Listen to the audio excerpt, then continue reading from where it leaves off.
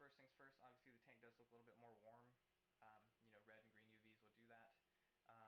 The fixture itself is a little bit dimmer than the Sol, at least visually to my eyes.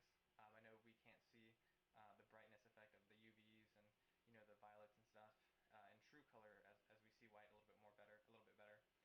But I do notice that at the whole unit at 50% versus the Sol at 50%, the Sol is noticeably brighter. So right off the back, there's one thing right there.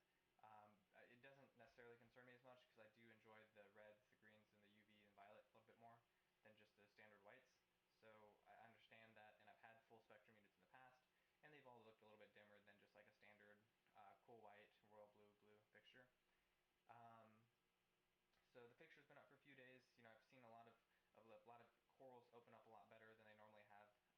The torch, the gold torch, and if you can see in the middle, the green torch have opened up a lot better since the addition of this light. I've also noticed the toadstool on the left.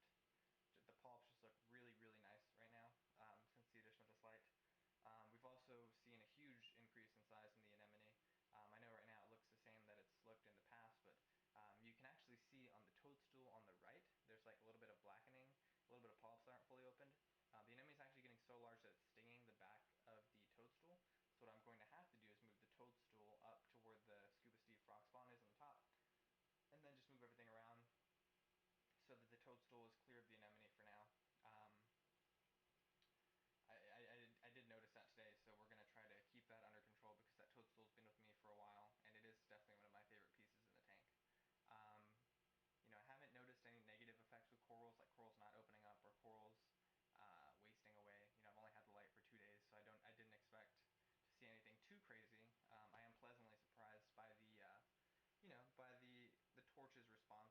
Um, the rows on the left that the black clownfish is now hosting, right now it's a little closed. I just fed the tank a little while ago and the clownfish fed it some mysis. But I'm actually noticing a lot more green in the base that I hadn't noticed before. And I definitely think that the addition of the colored or the colored LEDs is helping bring that out a little bit more. Also, if you guys saw the firefish swim by, the dottyback, the orchard dottyback, the firefish, they just both look amazing under these new lights. Same with the green star polyps. I'm not a huge fan of green star polyps, but they look pretty sweet under this new lighting. For moonlight, I'm using the UV at 6% as recommended by Aqualumination. I did see that there was like a greenish haze over the tank. I don't know if that was like a chemical response from the corals, if that was just like the color of the yellow from the MP40 on Reef Crest mixed with um, the green of the wireless controller's power port. They're making like a greenish haze over the tank, and also the blue from like the Digital Aquatics Reef Keeper Light LEDs. I don't know if that was just creating like a haze over the tank because the UV is actually pretty dim compared to the royal blue LEDs. So there was like a greenish haze over the tank. It also could have been algae on the glass that was reacting with the UV and producing a light. So I cleaned the glass and I'm going to clean it again tonight and take a look at it and see if I can figure out what that green haze is. If I can't figure it out, I may have to switch away from UV just because it is a little distracting at night. But the UV in itself, the corals pop and it's insane. Um, my current color temperatures right now are 25% cool white, 50% violet, deep blue, royal, and UV, and then 15% deep red and green. So the light that I have right now, I like a lot. It reminds me somewhat of a little bit of a warmer Phoenix 14K bulb. I know the light was very blue, but this one has like a little bit of red undertones in it, and it looks pretty sweet. I've seen some like 6 bulb T5 setups that have that real purplish red look from the different bulbs that they use, and this looks a lot like that. Obviously, there's a little bit more shimmering. There's a little bit of disco effect on the sand bed, but I mean, this light looks awesome.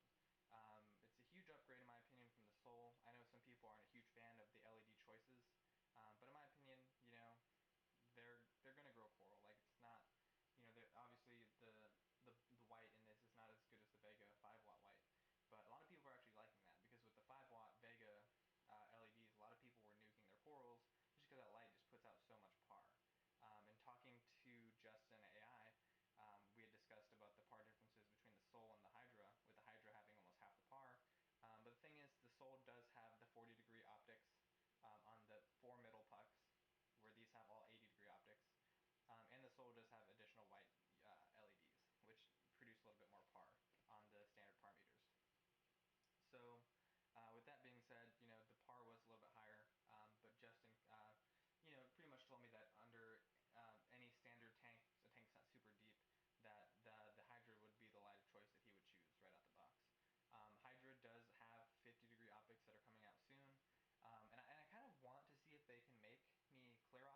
so I can try them out. To me, the frosted optics look a little cheap, in my opinion. I'd like to see, I kind of like to see like the motherboard and everything when the fixture's off or when the fixture isn't at full intensity. I think it looks pretty neat. The frosted just looks kind of cheap in my opinion. It does diffuse light pretty good. I'll give it that. I've had a full spectrum unit that didn't have like the frosting on the lenses, and this does look pretty good. So real quick, I'm going to show you the test run of my lights before the camera cuts off, because I think I only have a few minutes left in this video. So my lights start at 8 o'clock, basically. They go from moonlight to 8. So right now we're in moonlight. You can see the tank starting to light up. The features of this light are really awesome, like the GPS, the cloud cover, basically all the stuff that the controller does is pretty sweet. I think it adds like a new thing of realism to the tank. You see at 12 o'clock, my lights will pretty much be at 100% for the day, so we're going to skip to 7:45 where things start happening.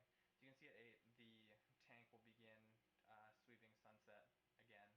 Um, I do think that the features really make this light just amazing.